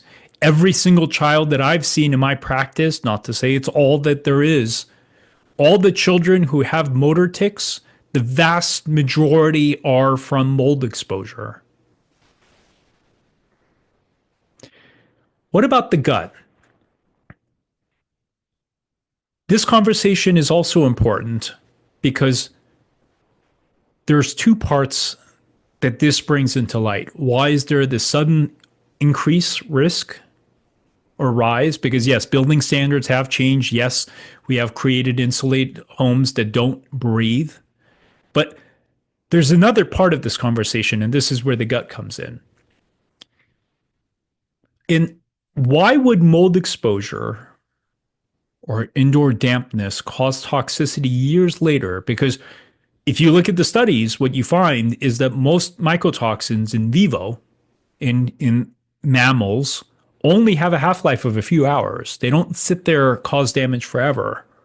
So why is it that some people, when they get exposed and they move out, they stay sick for years afterwards? And that brings us to the gut. You see, a healthy microbiome is what actually protects us from these mycotoxins. A healthy microbiome is what degrades and ultimately aids in the detoxification. It prevents the absorption of these mycotoxins because mycotoxins are ultimately processed through the liver, dumped through the bile into the gut. But when there's a disruption in the microbiome, our natural ability to handle this exposure gets shot. And when you have abnormalities in the bacteria, what they may actually do is bioactivate the mycotoxins that were not initially a problem to cause further toxicity. And this is where every other toxin comes into the picture. And not to say that these toxins don't cause issues in other ways, right? Plastics, endocrine disruption. Glyphosates can cause other things, including disrupting the mitochondria. Heavy metals can cause neuronal damage. But one of the things that most of these toxins do is, first of all, they can activate the microglia. They can disrupt the blood-brain barrier. They can impact other systems. They all are also exceptionally good at disrupting the gut. So essentially what we have is a human population within this country that is sitting there much more vulnerable to these toxins than ever before. And if we were to compare the microbiome health of the Americans from 40 years ago versus now, what we will find is that the microbiome is different. It's much more susceptible, it's much more vulnerable, it's much less healthy because of processed foods, because of all of these different contaminants that have shown up in the last 20 to 40 years. So as a human population, our ability to handle this exposure has been greatly diminished, which has created a scenario where we are much more vulnerable to this exposure than ever before. And depending on where people live, some areas have more of one toxin versus another. And you essentially get this cumulative effect where there's an environmental toxin, an antibiotic causes some disruption, something else shows up, causes more disruption, something else shows up, and then the system completely goes out of balance, and we get disease, which includes mold-related illness. And once you enter this third phase of the cycle, at this point, this can perpetuate itself indefinitely. And as I'll demonstrate later, now bacterial endotoxins become a source of toxicity, and the gut becomes the source of inflammation, and all of the neurological, physiological effects that we have can continue indefinitely, regardless to the presence of any kind of indoor dampness or mold. Just looking at this very simplistically, where did penicillin come from? Penicillin came from penicillium. Penicillin is a mycotoxin derivative. Mycotoxins have inherent antimicrobial properties and can disrupt the diversity of the gut microbiota in animals, sometimes permanently. A different study, mycotoxins change the environment in which these microbes grow, which can then ultimately cause a change in the equilibrium and lead to dysbiosis, which is a disruption of the microbiome. More concerning is what these mycotoxins do to the gut integrity and gut layer. Mycotoxins cause significant changes to gut integrity. They can cause intestinal permeability. They can change the tight junction proteins and alter the expression of these tight junction proteins. They can damage the intestinal cells and microvilli. And this is one of the things that I see commonly in my patients. These kids who have the neurological issues, the kids that have the autoimmune issues, a large percentage of them have, a very large percentage of them have gastrointestinal disruptions. They have microbiome disruptions. They have gut integrity. They have elevations of Saccharomyces cerevisiae antibodies. At least 50 to 60% of the kids that I test for have ASCA, IgG, IgA antibodies. But while they may not reach the criteria for inflammatory bowel disease, I think we can argue that it is not healthy to have these antibodies, and these antibodies are a reflection of significant gut inflammation and gut disruption that's taking place. Mycotoxins can disrupt the gut barrier in very little concentrations. And as we discussed earlier, inhalation can cause serum elevations of these mycotoxins, which can then cause disruption of the gut. And when these mycotoxins are applied from the basolateral side in these in vitro studies, their effects are even more significant. Another study saying the same thing. By increasing the intestinal permeability, the mycotoxins increase the entry of food proteins that is normally restricted. Why is that important? When that happens, that sets the stage for food allergies to show up later in life. And considering the apparent lactational transfer of various mycotoxins, this is of particular attention to infants, because when the intestines of infants is disrupted, that creates a setup for them to have food allergies down the road. Why do we see such high rates of food allergies in kids who have been exposed? Because of these processes on top of the changes to the microbiome that they have. Mycotoxins can change short-chain fatty acids, which then changes the microbiome. They change the gut immune response. So it's not just that they're suppressing antibody production systemically. It's not just that they're causing immunosuppression systemically. It's not just what they're doing at a systemic level. They're also doing it within the gut. Why is that important? When you get this kind of gut immune suppression, and this is not hypothetical, this is what I see in the kids all the time. This is from one of my patients who presented with autism who's very, very sick. When we get this kind of gut immune suppression at the immunological level, that further exacerbates the microbiome disruption. T cells facilitate the diversification of bacterial species. Secretory IgA ultimately shapes the gut microbiota and modulates bacterial behavior and enforces host microbiota homeostasis in mice and humans. IgA, different study. These are all different studies. IgA and IgG antibodies ultimately shape the microbiota. Remember, when the microbiome, the fungus in the gut, goes out of balance, that triggers a host of inflammatory processes which comes at its own cost. These things are not hypothetical. These things are happening in real life to our community members, and we are allowing it to happen. Ultimately, mycotoxins and all of the other microbial compounds that are released essentially hit every single layer of the gut defense mechanism.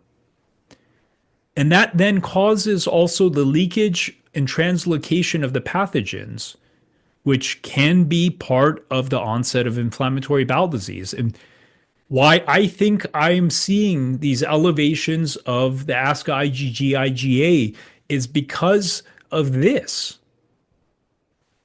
Once the barrier is breached by these pathogens, that triggers further inflammation, which then further disrupts the gut barrier, and we get into this vicious cycle of perpetual inflammation and gut dysfunction. And when that happens, bacterial endotoxins enter the picture, which also have the ability to cause all of the things that we see with the mycotoxins.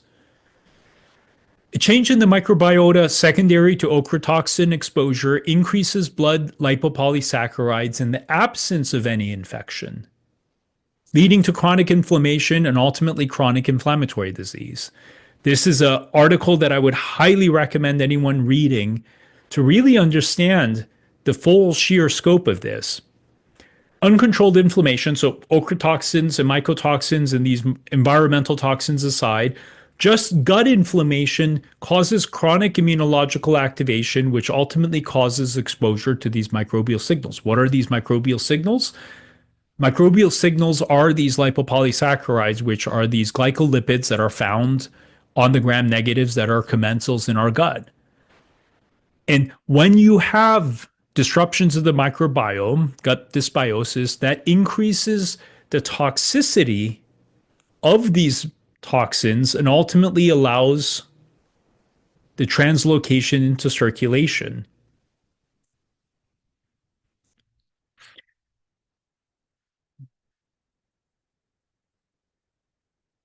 Lipopolysaccharides are amongst the most potent neuroinflammatory, pro inflammatory neurotoxins around, and they lead to lethal neurodegenerative disorders. This is what terrifies me in what is happening. And we're seeing this epidemic of autism. We're seeing this epidemic of learning disabilities. We're seeing epidemics of neurodegenerative disease. We're spending billions upon billions, if not trillions of dollars trying to plug the hole in the dam, and we're missing what is causing it. These things are not hypothetical. They are happening in our community. They are happening in our patients. They're happening in large numbers. Endotoxins promote amyloid aggregation and neuropathology, suggesting the possibility that these endotoxins synergize with different aggregate proteins to drive different neurodegenerative diseases. Increased permeability increases early Parkinson's. The microbiome changes in Parkinson's disease and changes of the endotoxin bacterial species can affect the disease in patients in mouse models. These endotoxins also further disrupt the gut and trigger further inflammation. And they also then come to activate the microglia and mast cells in the nervous system. So you get one hit, which then hits again, which then hits again, which then causes more inflammation. And we get this cycle that has no end. This was a human study where they injected them with relatively benign amounts of lipopolysaccharides, not huge amounts. And what they found on PET scans was robust microglial activation in many parts of the brain measured by this PET scan. And relatively mild doses of endotoxins can cause microglial activation. Outside of the mitochondria, individuals who have lipopolysaccharides feel tired. They have less appetite. They're less motivated to engage. They have less incentive. What are we seeing in our society? Look at what we are seeing in our society. We have people who are aggravated. We have people who are not rational in how they perceive the dangers of the world. And yes, are there complex social issues happening? Of course. There are very complex social issues that are happening, and it's not to say that this is the only reason why we're seeing what we're seeing, but just take this and look at what we're seeing in society. And keep in mind that processed foods disrupt the gut, which can cause lipopolysaccharides. Just processed foods. COVID can disrupt the gut and cause release of lipopolysaccharides. Metals can disrupt the gut, on and on. These things are happening in our society, and I see this in the kids all the time, and we don't see it. We treat them with SSRIs. We do all of these things. We're plugging the hole and not understanding what's happening. Mouse model, single prenatal exposure to lipopolysaccharides in the mom, long-term activation of the microglia lasting into adulthood. How many babies are being exposed to this because of mom's gut disruption causing these lipopolysaccharides that then cause inflammation, that then cause issues? And keep in mind, mycotoxins get in to the placenta. They disrupt the blood-brain barrier, not just in mom, but in the little baby. Lipopolysaccharides may not be able to cross the blood-brain barrier, but when the blood-brain barrier is compromised, they can also cause this activation. While we don't have robust studies, this was one study in 2003 where they took 209 patients from various centers who were exposed to mold, and what they found were higher levels of ANA and other autoimmune markers. And part of what I see is a similar pattern. At least 50% of the kids that I check for ANA are positive. These are little kids, 6-year-olds, 8-year-olds, 12-year-olds. They shouldn't have positive ANA. Intestinal inflammation may further exacerbate Alzheimer's disease, Parkinson's. Again, there isn't just one thing. When you get the inflammation, when you get the endotoxins, when you get the microglial activation, when you get the combinations of toxins, all of them together affect the physiology.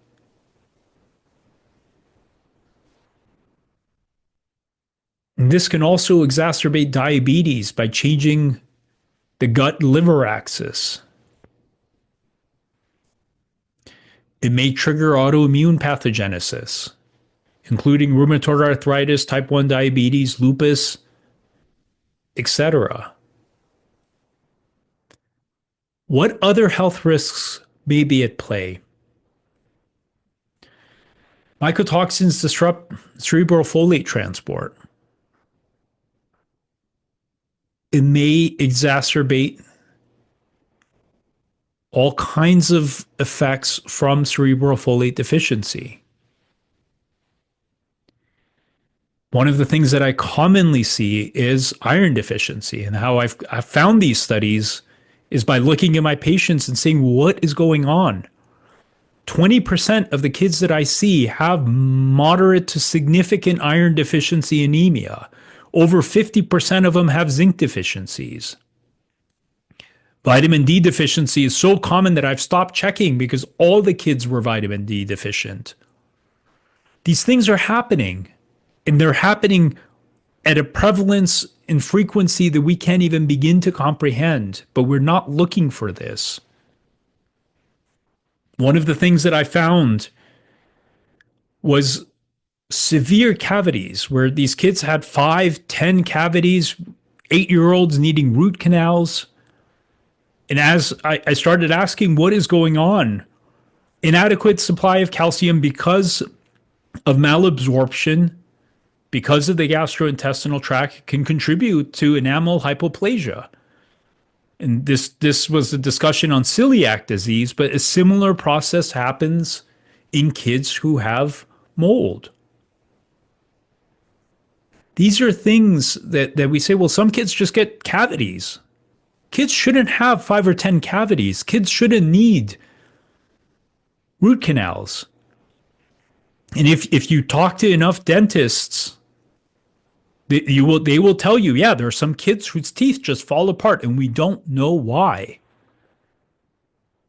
You can get malabsorption because of what's happening to the microvilli. And think about, you've got these poor communities where they're barely making ends meet. So they go buy cereals, they go buy whatever they can afford. They're certainly not buying nutrient-dense foods because half the time they can't even find it in their communities. And then you add to that abnormalities in how they can even assimilate and absorb the minerals that is in the food. And you see this picture of why these poor people are struggling. Additional things that can happen because of these mycotoxins. Changes in digestive processes, changes in absorption. This was from the Institute of Medicine. T2 toxin trichothecenes cause neurotoxic effects, including feed refusal, vomiting, because of stimulation of the chemoreceptors in the zone of the medulla.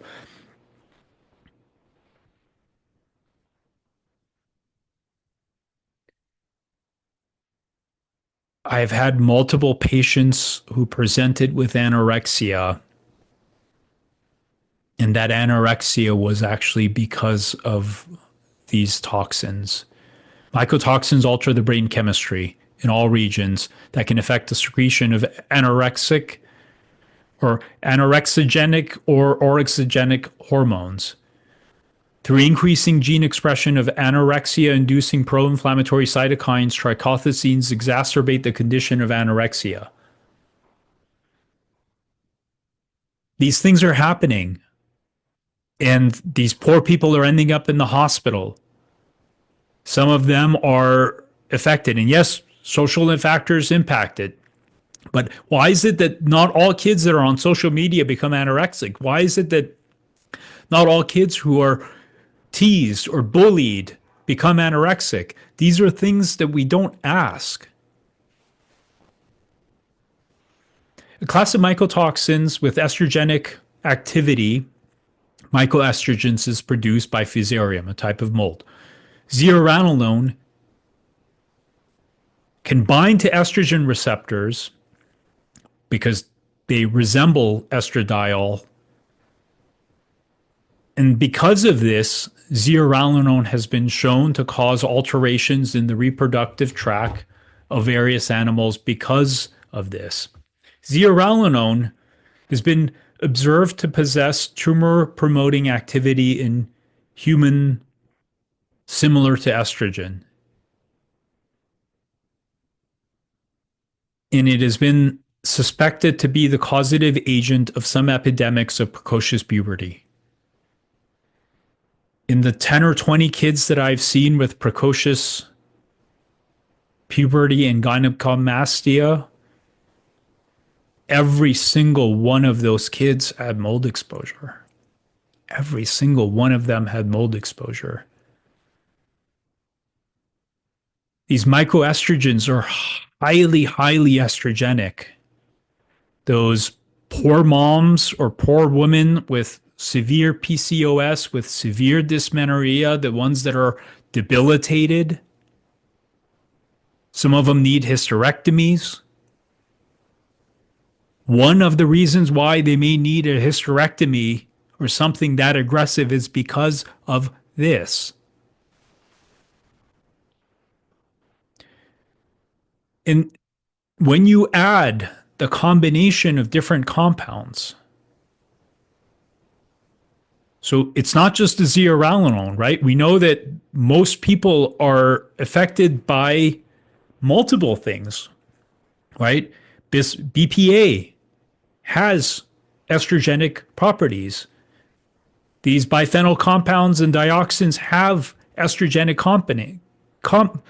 effects. Considering the co-contamination of food products by several substances, human exposure to mixtures seems even more likely. Our data suggests that mycoestrogen mixtures may lead to adverse effects at very, very low concentrations because essentially you had the tinder waiting to catch on fire. We may not be able to control all of these compounds yet, even though we should. We may not be able to control how much people are getting exposed to phthalates and BPA and PCBs, but what we can do is control their exposure to these mycoestrogens. We can reduce these exposures, which can make a world of difference. This is where we are with diagnostic testing. This is how accurate our diagnostic testing currently is. Institute of Medicine says that there are very few biomarkers of exposure at this time. Fortunately, I would say that that is not entirely true. In the last 20 years, there are some biomarkers like matrix metalloproteinase 9, other biomarkers that are helping us detect this exposure, and these are biomarkers that could be run through the regular lab. Are they highly specific, highly sensitive? No. Are they some tools that we can use? Yes. But you can't assess these things through conventional labs. You can't run a CBC or a CMP or whatever else to see it. You can't directly assess mycotoxins. You can't directly assess endotoxins. The technology, even though it's present in research laboratories, it's not commercially available. To directly assess mycotoxins in the urine costs, or in the blood, costs $5,000 to $10,000 per patient because you have to concentrate these mycotoxins and do very extensive and complicated processes to detect them. Endotoxins have a half-life of just a few minutes. So by the time the blood is drawn, unless it's in a research lab where they draw the blood and basically run it through an assay right away, it's missed. Other tests that we can use are not great except for these antibodies, which we'll discuss. But what we can do is look for common things that are easily missed, like leukopenia, along with iron deficiency, along with zinc deficiency. There aren't too many things that can cause all of those things at the same time. We see liver enzyme elevations, we see antibodies, we see food allergies. And as we cluster these findings together, the sensitivity and specificity for mold related illness goes through the roof because there are not too many things that can do all of these things at the same time. The error that providers make is using technology that's entirely fallible. For instance, providers right now are using urinary mycotoxins, which multiple studies have been shown to be highly tied to food exposure. And these are some studies where I had some patients, they got very worried. I had them eliminate the mycotoxins out of the food, peanuts, corn, gluten, dairy, and that was their result afterwards. Another family or patient with the same kind of thing. This takes us to the mold antibodies. And this was a study out from Dr. Vojdani, a mentor of mine, where they looked at the presence of IgG and other antibodies in those who were exposed to mold. And what they found was a relatively accurate representation of the exposure. Now, have these studies been fully vetted? No. Does everyone agree with this? No. But these are some biomarkers that we can use to start assessing what's going on. And the beauty is that these antibodies could be done for $20 or $30 per patient.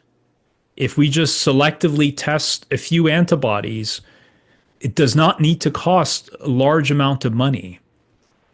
These are some signs that someone has been exposed. Children who are aggressive, children with allergies and eczema, they're not growing, they can't process, they have gut issues. What we see in the adults are also allergies, but brain fog and memory problems are extremely common, at least in 50 to 60% of the adults, the chronic fatigue. They have sensory issues, they have sensitivities, they have myalgias, along with autoimmune patterns. But what can we do? How do we change this picture? How do we make a difference in our society? We need to look at mold exposure the same way we did a cigarette exposure. We need to make this a public health priority. We need to start investing the resources to identifying this risk, understanding the scope of this risk, to then understand how much resource we need to put into mitigating it. There was a time people thought that there's no way we can ever get cigarette smoking to be eliminated or reduced. And look at what's happened over the last 20 years, over the last 30 years. Almost no one in the United States smokes. Imagine someone lighting up a cigarette in the middle of an airplane. Imagine someone trying to light a cigarette in the middle of a restaurant. How do we respond to that person now? But think of where we were not too long ago. We need to do the same with indoor dampness and the related toxicity. Institute of Medicine, on the basis of this review of the scientific papers and other information summarized above, the committee concludes that excessive indoor dampness is a public health, I would say, emergency, not a problem.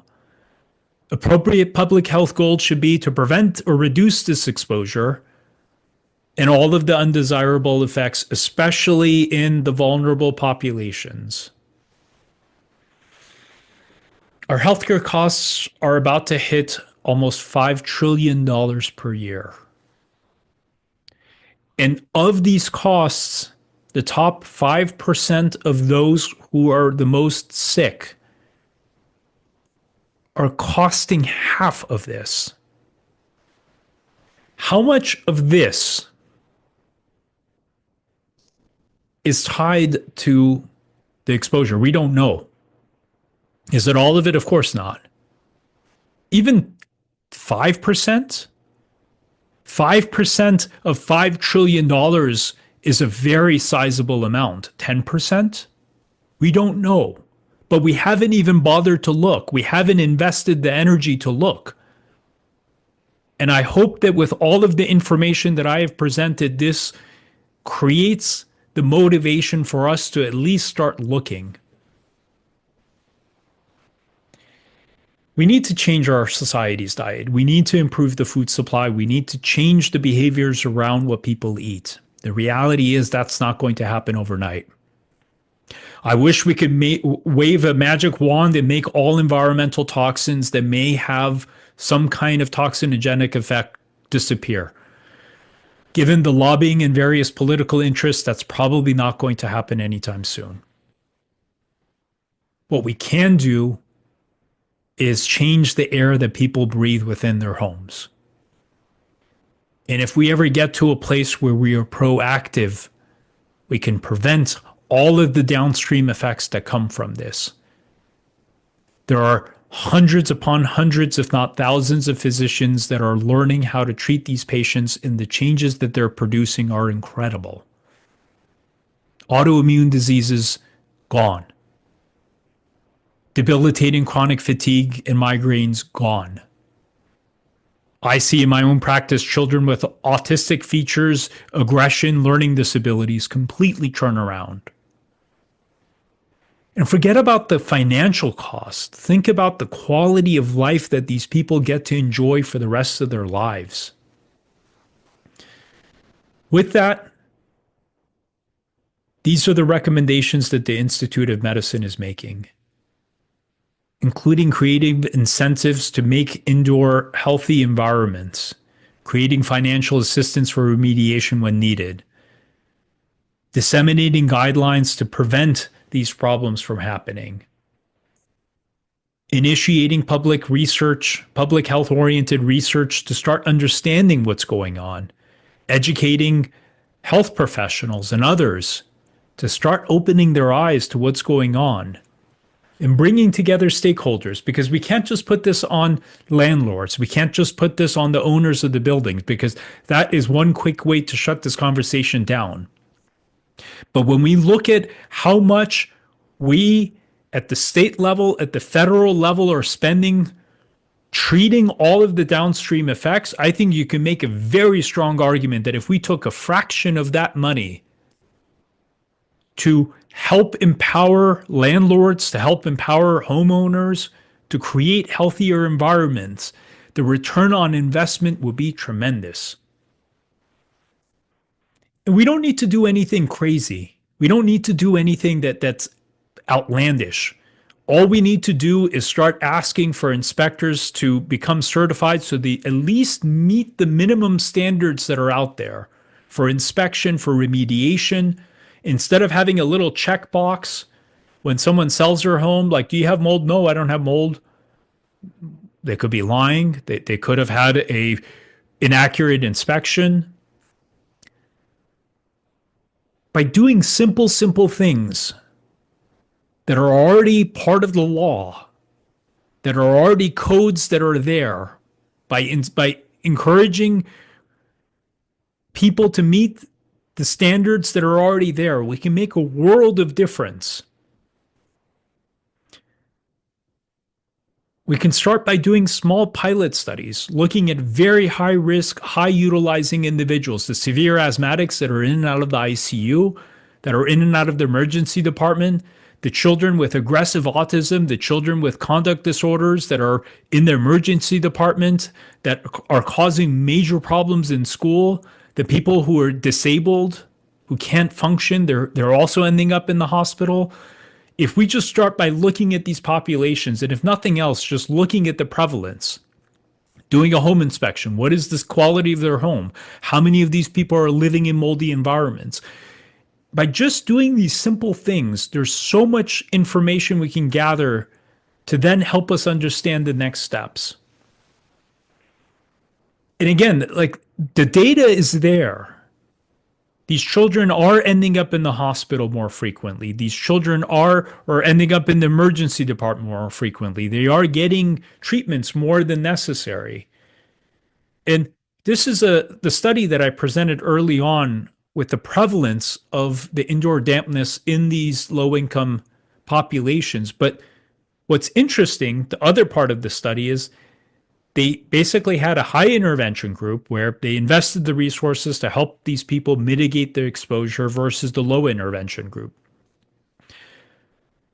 Ultimately, what they found at the end of this study, the children in the high intensity group experienced a greater decrease in asthmatic symptoms and a statistically significant decrease in urgent care utilization.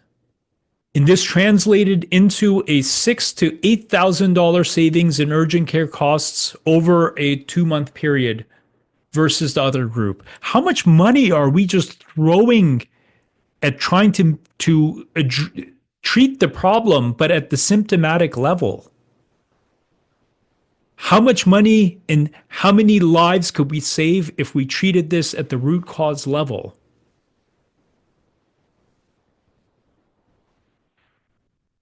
My friends at Change the Air Foundation, I'm on part of their medical board, project that $14 to $38 billion in this country are spent on treating indoor dampness related asthma. And what I can tell you is every single child that I've had in my practice who is the severe asthmatic, the ones that have such severe exacerbation, urgent care, emergency room, hospitalization, ICU, the reason why they have that amount of airway inflammation and airway instability is for one reason and one reason only.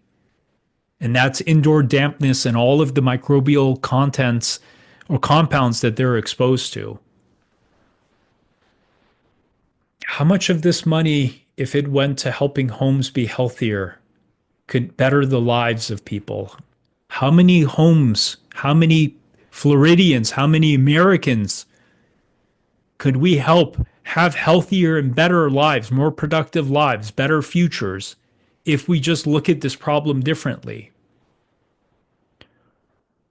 How much cost savings can we have to our bottom line, to the $5 trillion projected healthcare costs by looking at these problems differently? And in doing so, can we further support our communities? So not only are we improving lives, improving health, reducing medical expenditures, but this is money that's going right back in the community, creating more jobs, supporting people who need work, helping people build small businesses, which only further benefits the community. This could be a win-win-win-win situation where every party benefits. But it starts with us having the conversation. It starts by us looking at this problem differently.